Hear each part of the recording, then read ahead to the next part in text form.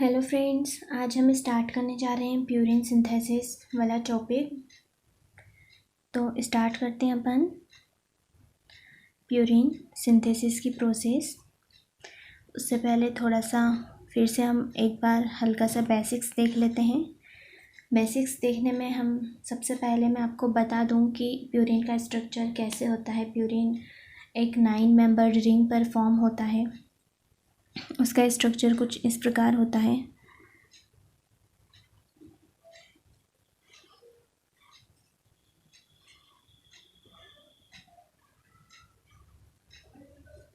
ठीक है, यहाँ पर मैं पहले नंबरिंग कर देती हूँ। यहाँ से हम काउंट करते हैं 1 2 3 4 5 6 7 8 एंड 9। ये 9 मेंबर्ड रिंग है। इसमें 4 पोजीशन पर नाइट्रोजन फिक्स है।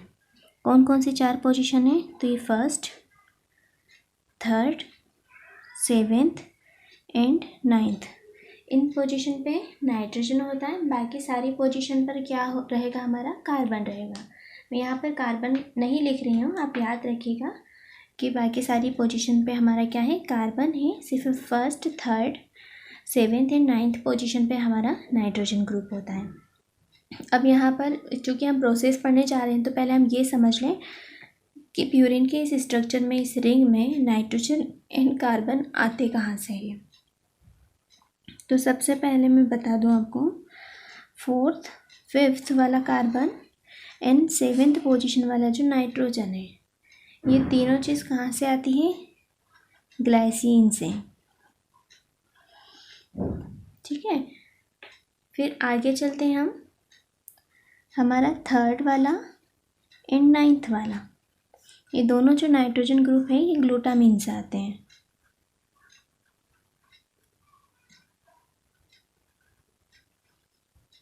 उसके बाद आगे बताती हूँ मैं कि जो हमारा 2nd पोजीशन वाला एंड 8th पोजीशन वाला कार्बन है, ये THF से आते हैं।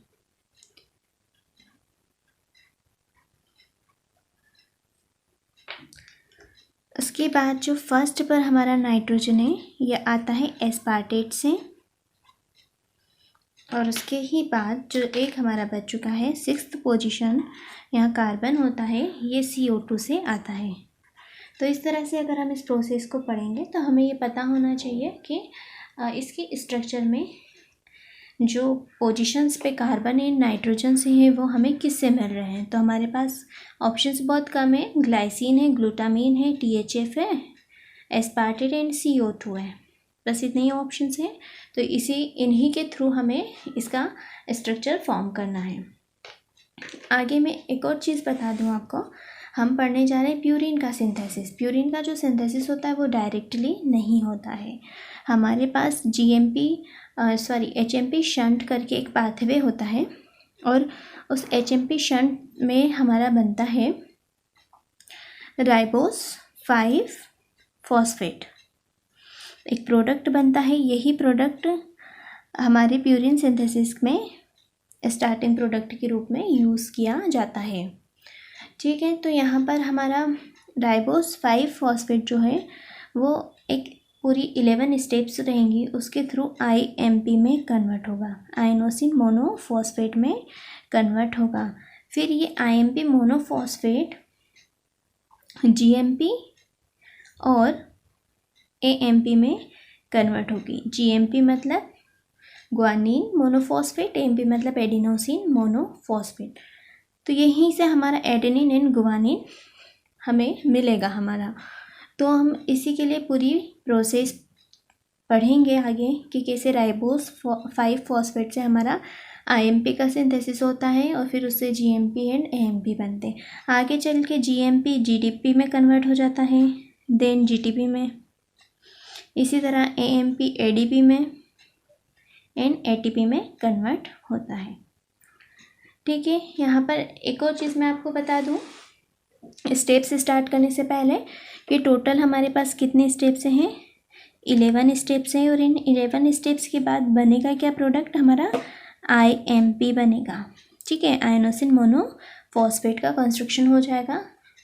अब यहाँ पर कुछ ऐसी बेसिक बातें हैं जो मैं आपको याद करवाना चाहती हूँ, आप याद रखिएगा ये कि जो हमारी इस स्टेप्स में first, third, fifth, sixth and eighth steps हैं, इन एट्थ स्टेप में हम एटीपी का यूज़ करेंगे और उसी के साथ ये सारी क्रियाएं सिंथेटेज नामक एक एंजाइम है उसके थ्रू कैटेलाइज की जाएगी।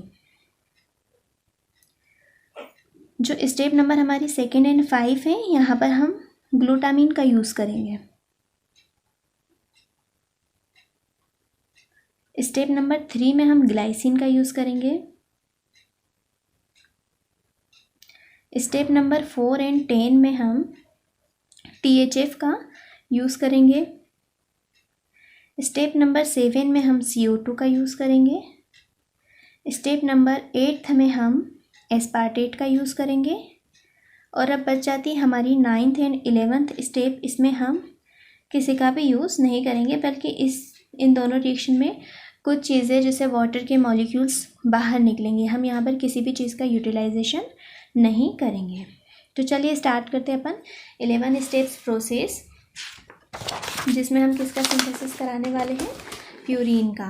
तो जैसा मैंने आपको बताया कि प्यूरीन का जो स्ट्रक्चर है वो कहाँ से स्टार्ट होता है, राइबोस 5 फॉस्फेट जो कि HMP शंट से हम लेते हैं वहाँ से स्टार्ट करेंगे। तो सबसे पहले मैं राइबोस 5 फॉस्फेट का स्ट्रक्चर बनाती हूँ। रिंग स्ट्रक्चर बनाएंगे हम यहाँ।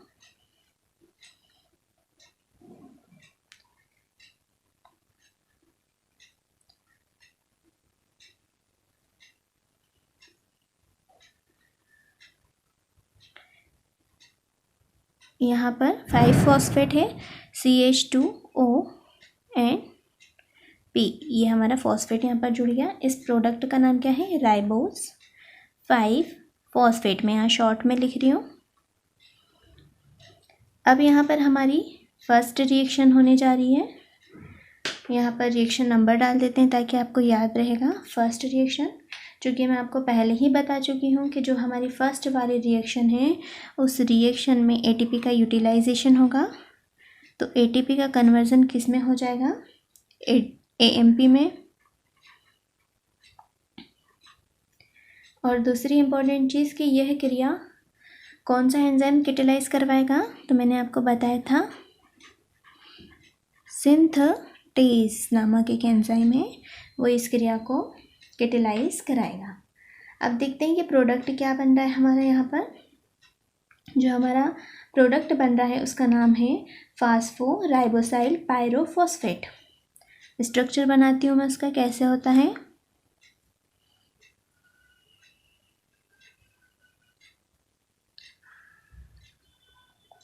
जहाँ चेंज होगा मैं वो बताऊंगी आपको कि ऊपर वाले स्ट्रक्चर से हमारा चेंज कहाँ हो रहा है। ये वाला पोजीशन एज इट इज़ रहेगा, यह भी एज इट इज़ रहेगा।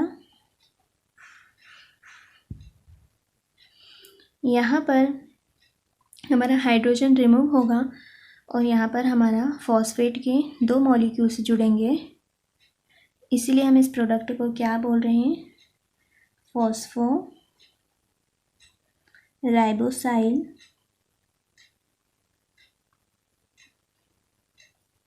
पायरोफॉस्फेट। इसको हम शॉर्ट में बोलते हैं PRPP। इस प्रोडक्ट को शॉर्ट में हम बोलते हैं PRPP।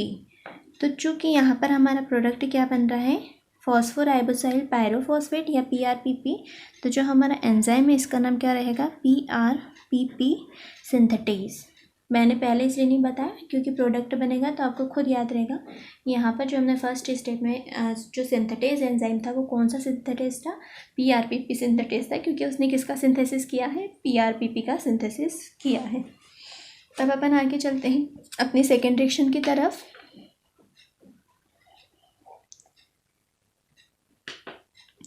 हमने आपको पहले बताया था जो हमारी सेकेंड वाली रिएक्शन होती है उसमें हम किसका यूज़ करते हैं, ग्लूटामिन का यूज़ करेंगे।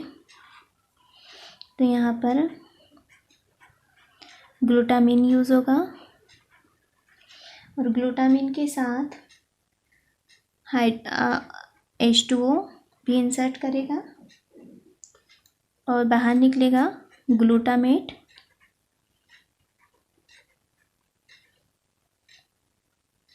Plus PPI। ठीक है, इस क्रिया की बात करें कि ये क्रिया कौन सा एंजाइम कैटेलाइज कराएगा, तो उस एंजाइम का नाम है PRPP ग्लूटामाइल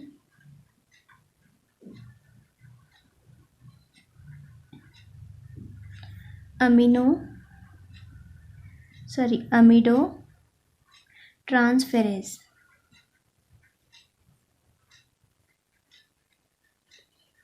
यहाँ पर चूँकि जो हमारा नेक्स्ट रिएक्शन होने जा रही है उसमें एक अमीनो ग्रुप जुड़ेगा, और चूँकि हमारा प्रोडक्ट है PRPP, तो यहाँ पर इस एंजाइम का नाम ऐसा है PRPP ग्लूटामाइल अमीडो ट्रांसफेरेज, क्योंकि ग्लूटामाइल के थ्रू ये क्या ट्रांसफ़र कर रहा है, हमें अमीनो ग्रुप ट्रांसफ़र कर रहा है, तो इसलिए हम इसको बोलते हैं PRPP ग्लूटामाइल अमीडो ट्रांसफेरेज। जो हमारा नया प्रोडक्ट बन रहा है उसका नाम रहेगा 5-फॉस्फोराइबोसाइल अमाइन। इसका स्ट्रक्चर बनाते हैं हम, कहाँ चेंज हो रहा है मैं बताऊंगी आपको।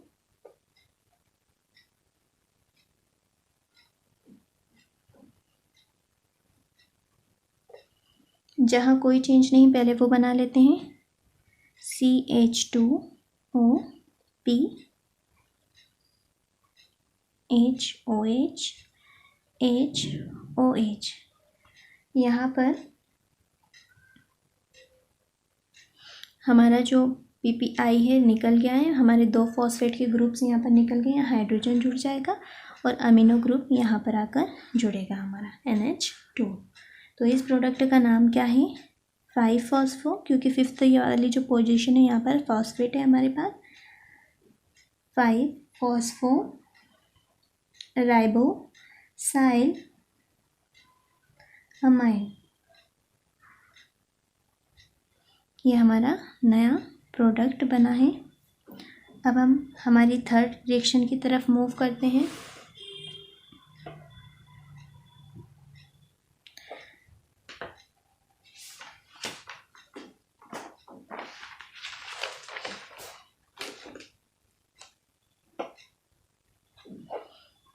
अब हमारी थर्ड रिएक्शन की तरफ मूव करते हैं हम।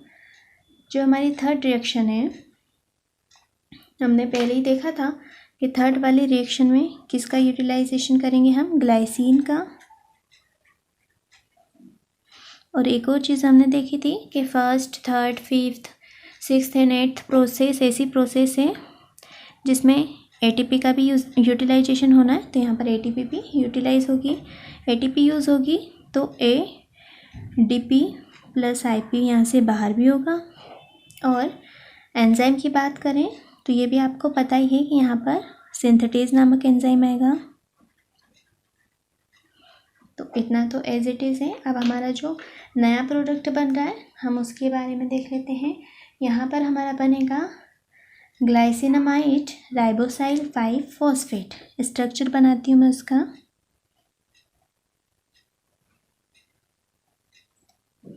चेंज बताऊंगी कहाँ पर हो रहा है। हमारा जो 5th वाला पोजीशन है यहाँ पर एज इट इज़ हमारा ऐसा ही रहेगा, CH2O P, यहाँ भी HOH, यहाँ भी HOH, यहाँ पर भी H, यहाँ पर जो हमारा NH2 था ये NH हो जाएगा और यहाँ पर आके हमारा जुड़ने वाला है ग्लाइसिन। तो मैं जोड़ देती हूँ ग्लाइसिन। कैसे जुड़ेगा, C डबल बॉन्ड O, फिर CH2 एंड देन NH2। ठीक है, कुछ इस तरह से हमारा क्या जुड़ेगा यहाँ पर, ग्लाइसिन। इस प्रोडक्ट का नाम है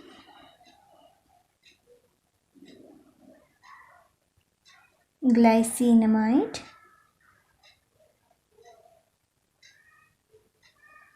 राइबोसाइल 5-फॉस्फेट।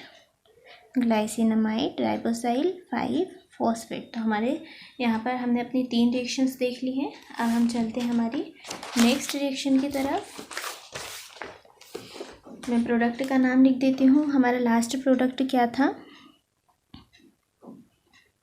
ग्लाइसिनमाइड राइबोसाइल 5-फॉस्फेट, ये हमारा प्रोडक्ट था। अब हम हमारी फोर्थ रिएक्शन की तरफ चलते हैं।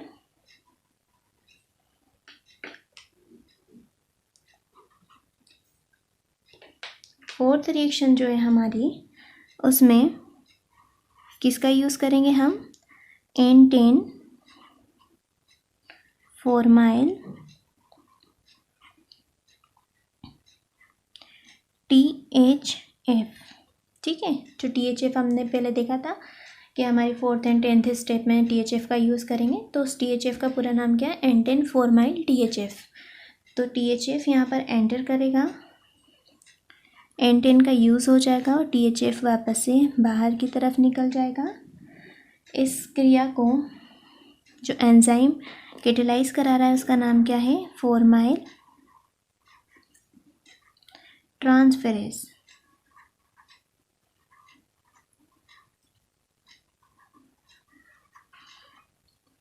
ठीक है, फॉर्माइल ट्रांसफेरेज नाम है। हम देखते हैं इस रिएक्शन में क्या बन रहा है। तो इस रिएक्शन में हमारा जो नया प्रोडक्ट बन रहा है उसका नाम है फॉर्माइल ग्लाइसिनमाइड राइबोसाइल 5-फॉस्फेट। स्ट्रक्चर बना के बताती हूँ मैं, चूँकि हम बार बार राइबोस 5-फॉस्फेट का जो रिंग स्ट्रक्चर बना रहे थे, यहाँ से हम उसको हटा के सिर्फ यहाँ पर लिख देते हैं, हम राइबोस 5-फॉस्फेट लिख देते हैं और उसके ऊपर से ही स्ट्रक्चर हम स्टार्ट करते हैं जहाँ पर हमारा NH था। कुछ इस तरह से ही था हमारा पुराना जहाँ पर ग्लाइसिन जुड़ा था, ये वही वाला स्ट्रक्चर है। और यहाँ तक हमारे पास NH2 था पिछली वाली रिएक्शन में, लेकिन अब यहाँ पर चूँकि THF वाली जो रिएक्शन हो रही है N10 फॉर्माइल आके जोड़ा है, तो यहाँ पर जुड़ेगा वो, इसलिए यहाँ से एक हाइड्रोजन रिमूव होगा, ये NH हो जाएगा और यहाँ पर CH डबल बॉन्ड O के रूप में आके N10 फॉर्माइल जुड़ जाएगा। इस प्रोडक्ट का नाम क्या रहेगा?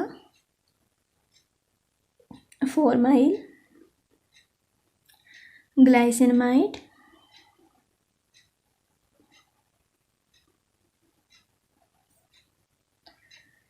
राइबोसाइल 5-फॉस्फेट।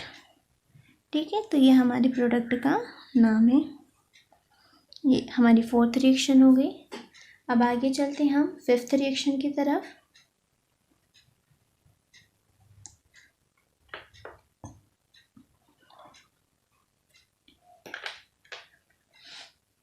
फिफ्थ रिएक्शन में दो चीज़ आपको याद होगी कि यहाँ पर ग्लूटामिन का यूज़ होगा और दूसरी चीज़ यहाँ पर ATP का यूटिलाइजेशन होगा। ग्लूटामिन का यूज़ होता है, उसके बाद ग्लूटामेट बाहर हो जाता है, ग्लूटामेट बाहर होगा, प्लस ATP का यूज़ हुआ है तो ADP भी बाहर होगी, प्लस PPI भी बाहर, सॉरी यहाँ पर सिर्फ IP बाहर होगा, एक फॉस्फेट। चूँकि ये वाली रिएक्शन हमारी 5th नंबर की रिएक्शन है, तो इसका एंजाइम कौन सा है? सिंथेटेज। ओके, अब आगे चलते हैं। हमारा प्रोडक्ट जो बन रहा है उसका नाम है फॉर्माइल ग्लाइसिनमाइड राइबोसाइल 5-फॉस्फेट। ठीक है, स्ट्रक्चर बनाती हूँ मैं। राइबोस 5-फॉस्फेट को मैं एज इट इज़ लिख दूँगी।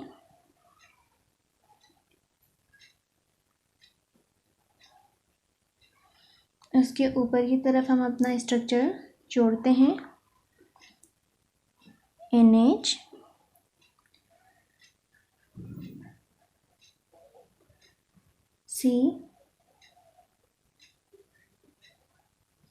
CH2 NH CH double bond O। यहाँ पर जो चेंज होगा, जो ग्लूटामाइन आएगा, वो जो NH ग्रुप देगा हमारे को, नाइट्रोजन ग्रुप, वो यहाँ पर देगा, यहाँ से ऑक्सीजन हमारा रिमूव होगा और यहाँ पर NH आके जुड़ जाएगा।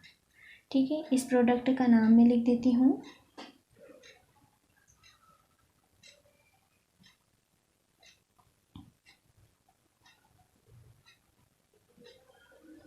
फॉर्माइल ग्लाइसिनमाइड राइबोसाइल 5-फॉस्फेट।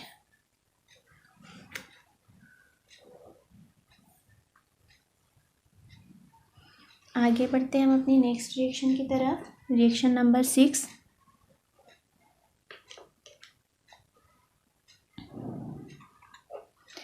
रिएक्शन है, यहाँ पर भी आपको कुछ तो याद होगा। इस रिएक्शन में ATP का यूज़ होगा।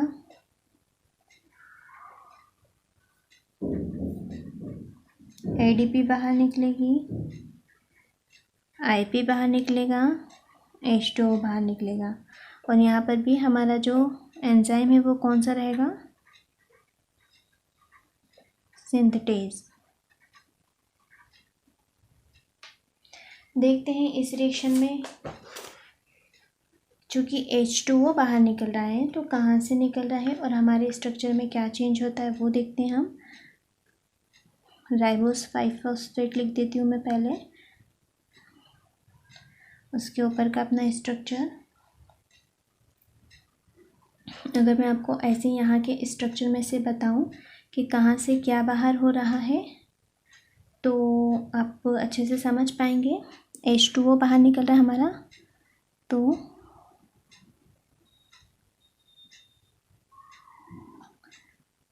यहाँ से 2H तो H2 और यहाँ से ऑक्सीजन लेके बाहर निकलेगा तो H2O हमारे इस रिएक्शन में बाहर होगा। तो अपन बनाते हैं, क्योंकि यहाँ से H चले जाएगा तो यहाँ पर क्या बचेगा? सिर्फ N। यहाँ पर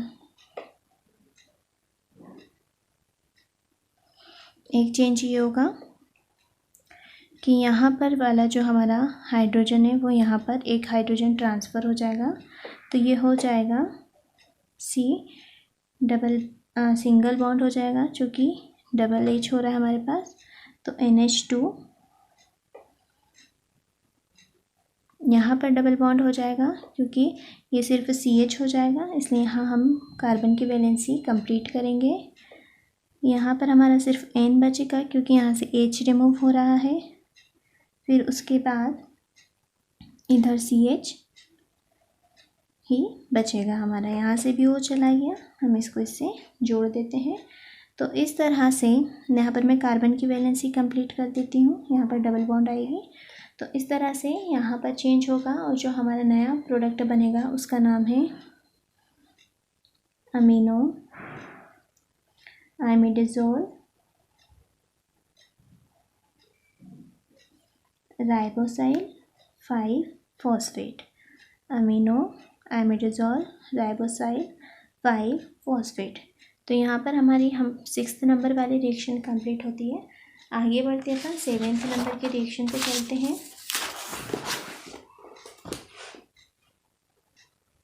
प्रोडक्ट का नाम लिख देती हूँ मैं,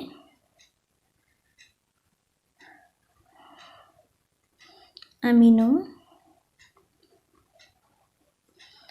आइमिडाज़ोल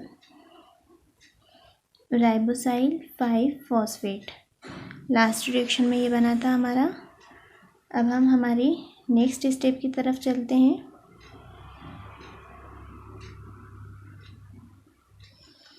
स्टेप नंबर रहेगी हमारी 7।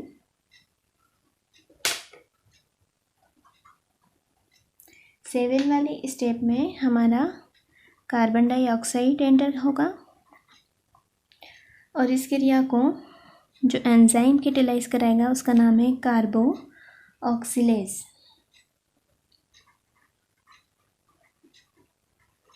देखते हैं क्या चेंज आ रहा है स्ट्रक्चर में। सबसे पहले मैं लिख देती हूँ राइबोस 5-फॉस्फेट,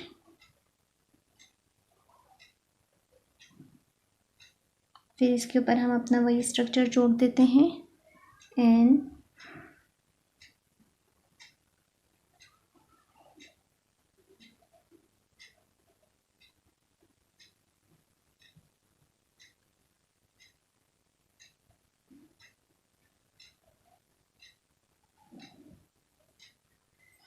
ठीक है, इसमें चेंज है इसलिए मैंने यहाँ पर जो हमारे पिछले रिएक्शन में यहाँ पर क्या था, NH2 था, इसको तो मैं लिख देती हूँ। NH2 तो हमारे यहाँ भी रहेगा।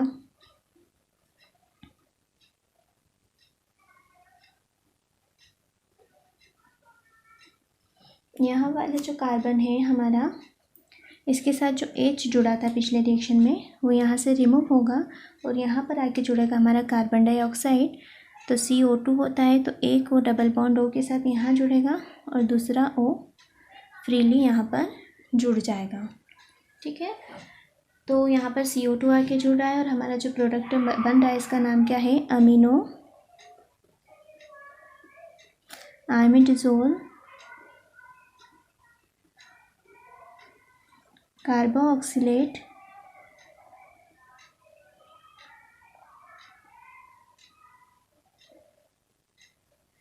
राइबोसाइल 5-फॉस्फेट। ये हमारा न्यू प्रोडक्ट बना। आगे चलते हैं रिएक्शन नंबर 8 की तरफ।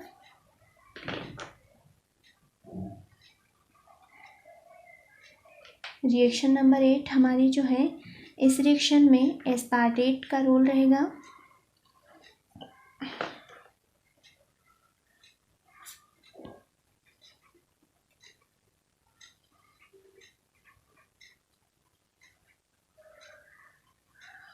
प्लस ATP भी यहाँ पर जुड़ेगी क्योंकि 8th वाली रिएक्शन है हमारा, ATP का यूटिलाइजेशन होगा। ADP प्लस IP बाहर होगा, एंजाइम सिंथेटेज रहेगा। क्या चेंज होता है हमारे पिछले वाले रिएक्शन में वो यहाँ पर देख लेते हैं हम।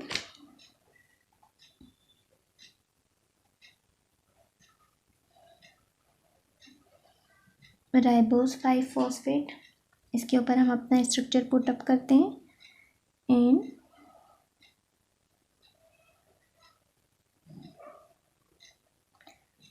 इधर वाले स्ट्रक्चर में कोई अभी चेंज नहीं है।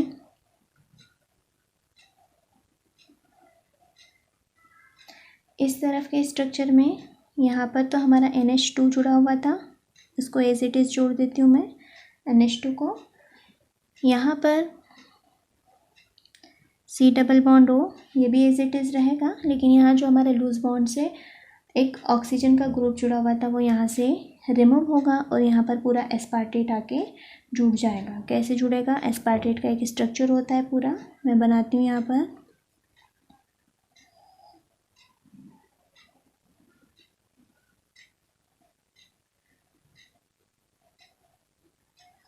इस तरह से ये पूरा जो है हमारा एस्पार्टेट का स्ट्रक्चर है, ये पूरा की पूरा यहाँ पर O को रिप्लेस करके आकर जुड़ जाएगा।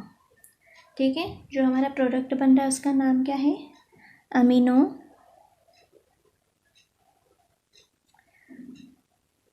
आइमिडाज़ोल सक्सिनाइल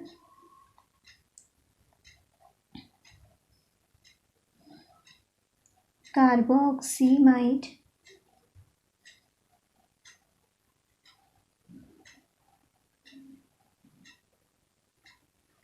राइबोसाइल 5-फॉस्फेट। ठीक है,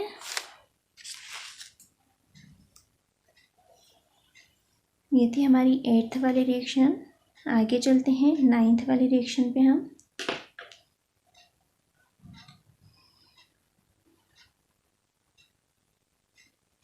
चूँकि मैंने आपको पहले ही बताया था कि 9th वाली रिएक्शन ऐसी कि इसमें हम किसी का यूटिलाइजेशन नहीं करेंगे। यहाँ पर कुछ बाहर ज़रूर निकलेगा और यहाँ पर बाहर निकलेगा फ्यूमरेट।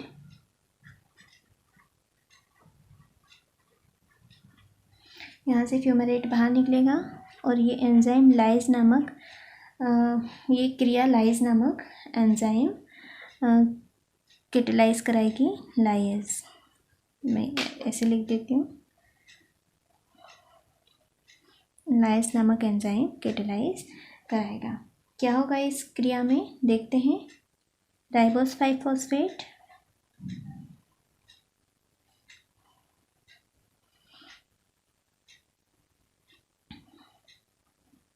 बना देती हूँ मैं, इधर का structure as it is.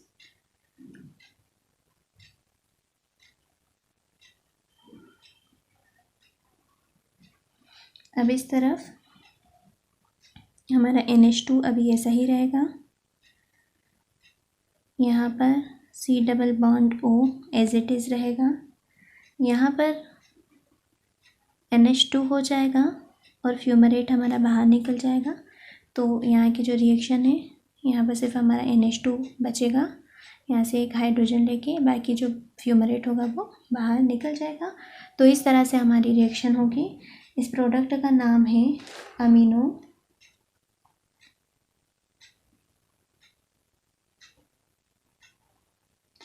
Imidazole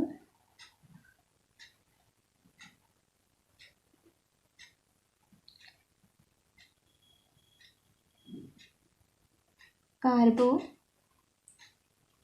C amine amide राइबोसाइड 5 phosphate. इस तरह से हमारा ये नया प्रोडक्ट बन जाएगा। अब हम चलते हैं हमारी लास्ट रिएक्शन, लास्ट से पहले वाली रिएक्शन पे, 10th वाली रिएक्शन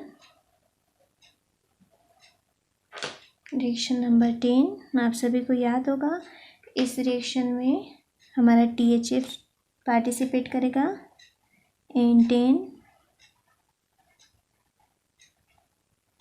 फॉर्माइल THF पार्टिसिपेट करेगा, THF बाहर हो जाएगा।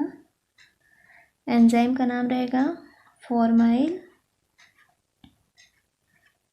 ट्रांसफेरेज।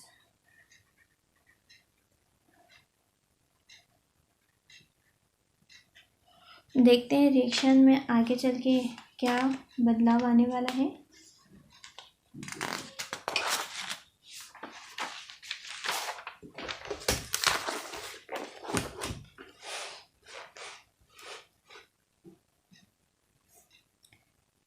Ribose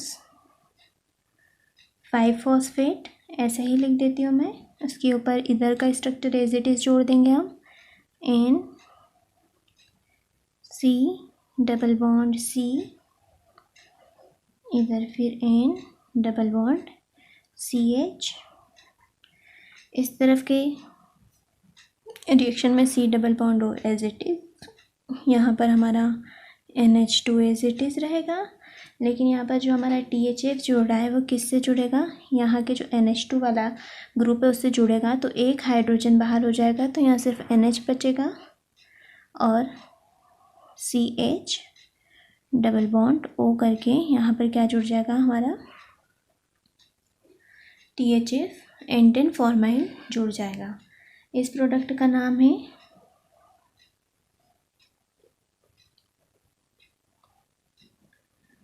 फॉर्मामिनो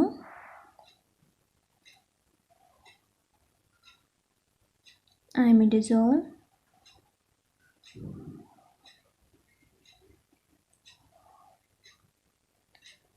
कार्बोऑक्सीमाइड राइबोसाइल 5 phosphate. ये प्रोडक्ट बना। अब लास्ट रिएक्शन है हमारी 11th रिएक्शन। मैं आपको पहले बता चुकी हूँ कि इस रिएक्शन में कुछ भी यूटिलाइज नहीं होगा, बल्कि इस रिएक्शन में कुछ बाहर निकलेगा, जो कि क्या है, H2O बाहर निकलेगा। और इस क्रिया को साइक्लोहाइड्रोलेज नामक एंजाइम कैटेलाइज कराएगा। अब चूँकि H2O बाहर निकल रहा है, तो कहाँ से निकलेगा, एक यहाँ से H लेगा, यहाँ से O लेगा और यहाँ से H लेगा। इस तरह से हमारा H2O बाहर निकलेगा। स्ट्रक्चर बना लेती हूँ मैं।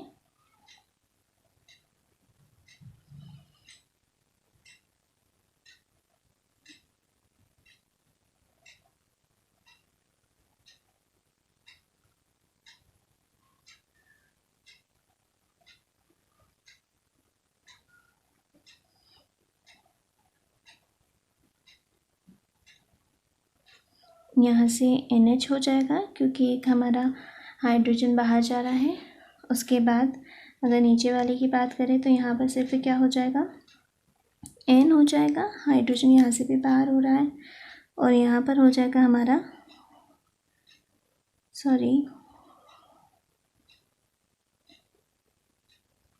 CH हो जाएगा। चूँकि यहाँ पर वैलेंसी इनकम्प्लीट हो जाती है तो यहाँ पर हम डबल बॉन्ड लगाएंगे। तो इस तरह से ये जो प्रोडक्ट बन रहा है इसका नाम है आयनोसिन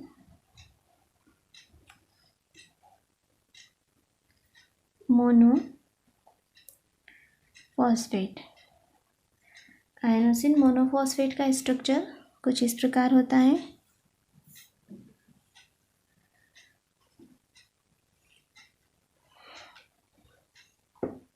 अब आगे हम देखेंगे कि किस प्रकार से आयनोसिन मोनोफॉस्फेट से हमारा क्या बनेगा,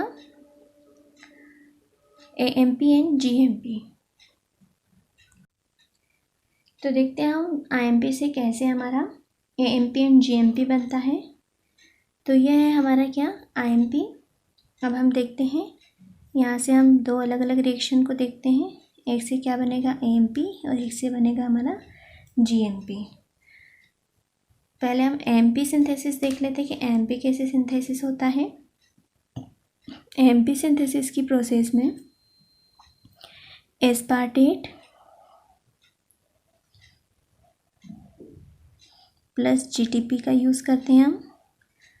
GTP प्लस IP यहाँ से बाहर हो जाते हैं। अगर यहाँ पर हम बात करें कौन सा एंजाइम इस क्रिया को कैटेलाइज करा रहा है तो उस एंजाइम का नाम है adenylyl succinate synthetase. Adenylyl succinate synthetase. क्या चेंज होगा, हमारे जो ऊपर वाला स्ट्रक्चर है उसमें राइबोस 5 फॉस्फेट ऐसा ही रहेगा। यहाँ पर से हम जोड़ देते हैं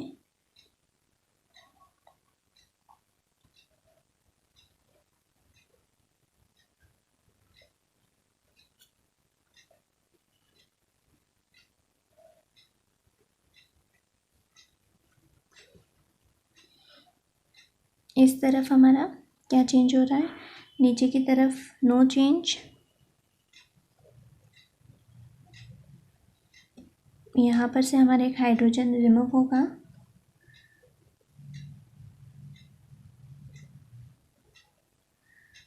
और यहाँ पर जो हमारा कार्बन है इसके साथ ऊपर की तरफ जुड़ेगा एस्पार्टेट। एस्पार्टेट का स्ट्रक्चर यहाँ मैं बहुत शॉर्ट में, मतलब शॉर्ट राइटिंग में लिख रही हूँ, स्मॉल राइटिंग में।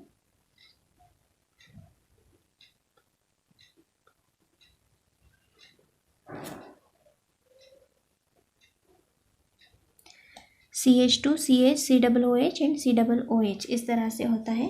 एस्पार्टेट यहाँ पर आके जुड़ा है तो दो चेंज हुए हैं। यहाँ से हमारा ऑक्सीजन रिमूव हुआ है, एस्पार्टेट जुड़ा है, यहाँ से भी हमारा एक हाइड्रोजन रिमूव हुआ है। ये जो प्रोडक्ट हमारा बना है इसका नाम तो बड़ा इजी है क्योंकि हमारा एंजाइम का नाम भी ऐसा ही था, एडिनाइल सक्सिनेट।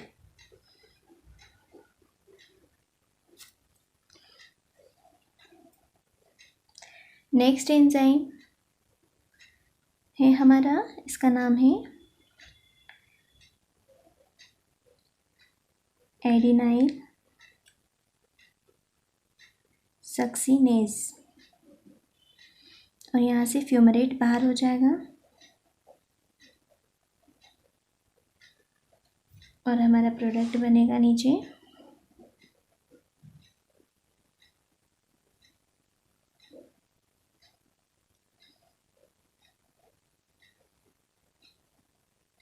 इस तरफ कोई चेंज नहीं है। इस तरफ देखें अगर हम तो यहाँ पर हमारा जो कार्बन नंबर है इसके साथ NH2 ग्रुप जुड़ेगा। एस्पार्टेट से जो मिलेगा हमें NH2, यहाँ पर डबल बॉन्ड के साथ N रहेगा हमारा। उसके बाद यहाँ पर CH एज इट इज़ और नीचे N। ठीक है।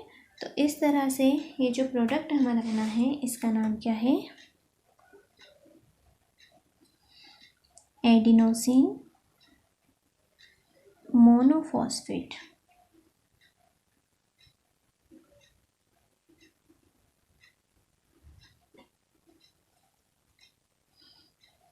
अगर आप इसमें से राइबोस 5-फॉस्फेट को हटाएंगे तो आपको एडेनिन का स्ट्रक्चर दिखेगा। यहाँ पर जो हमने पढ़ा था उसको हम 6 अमीनो प्यूरिन कह रहे थे। अगर आप इसको मैच करेंगे तो ये जो हमारा ऊपर वाला स्ट्रक्चर है ये एडेनिन का स्ट्रक्चर है। आगे चलते हैं, हम जीएमपी का सिंथेसिस देख लेते हैं। जीएमपी के सिंथेसिस के लिए हमें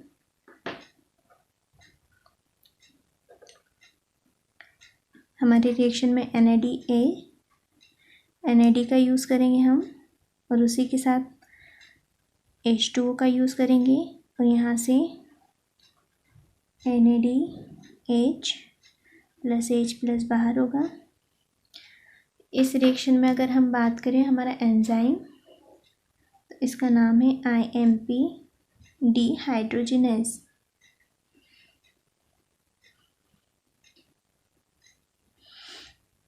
इस क्रिया में हमारे स्ट्रक्चर में क्या चेंज होगा,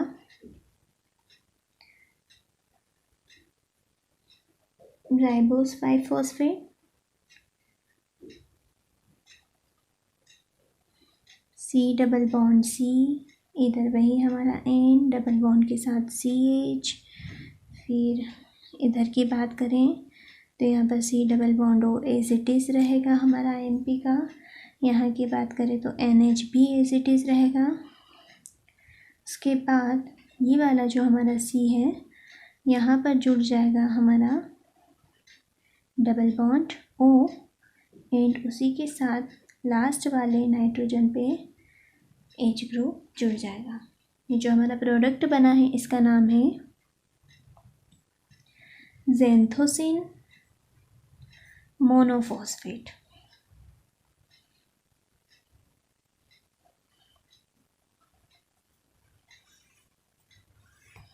लास्ट रिएक्शन जीएमपी सिंथेटेज नामक एंजाइम, क्योंकि हम जीएमपी का सिंथेसिस करवा रहे हैं। यहाँ पर ग्लूटामाइन जुड़ेगा अमीनो ग्रुप देने के लिए,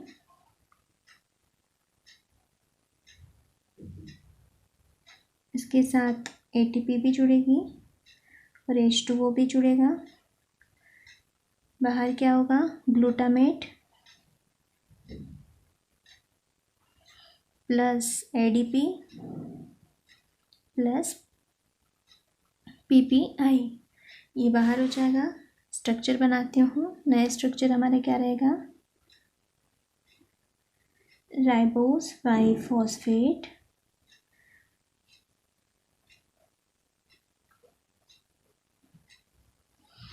इधर की तरफ के स्ट्रक्चर में कोई भी परिवर्तन नहीं है, एज इट इज़ बना देती हूँ मैं। इस तरफ के स्ट्रक्चर की बात करें तो यहाँ पर भी C डबल बॉन्ड O हमारा एज इट इज़ रहेगा। यहाँ पर NH as it is.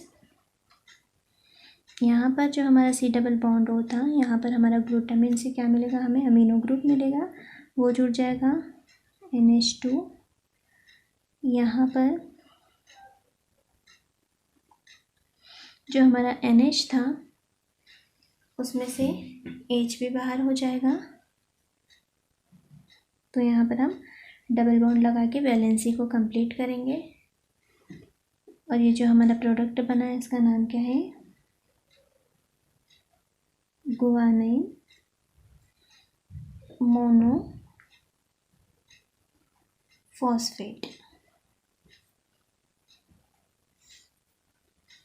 Short में GMP। ये था AMP व GMP।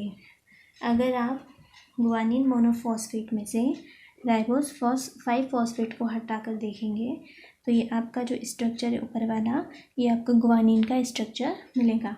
चूँकि एडेनिन एंड गुआनिन का सिंथेसिस डायरेक्टली नहीं होता है, राइबोस 5 फॉस्फेट के साथ ही होता है, न्यूक्लियोटाइड के रूप में ही होता है, इसलिए हमने इस तरह से अपनी रिएक्शन को कंप्लीट किया है। इसके बाद हम नेक्स्ट लेक्चर में आगे जो प्यूरिन साल्वेज पाथवे है उसको भी देखेंगे कि कैसे ADP and AMP and GMP से हमारा एडीपी एंड एटीपी बनता है एंड जीएमपी से जीडीपी एंड जीटीपी बनता है। तो ये साल्वेज पाथवे होता है, हम वो भी हमारे नेक्स्ट लेक्चर में देखेंगे। अभी के लिए इतना ही, बाय बाय।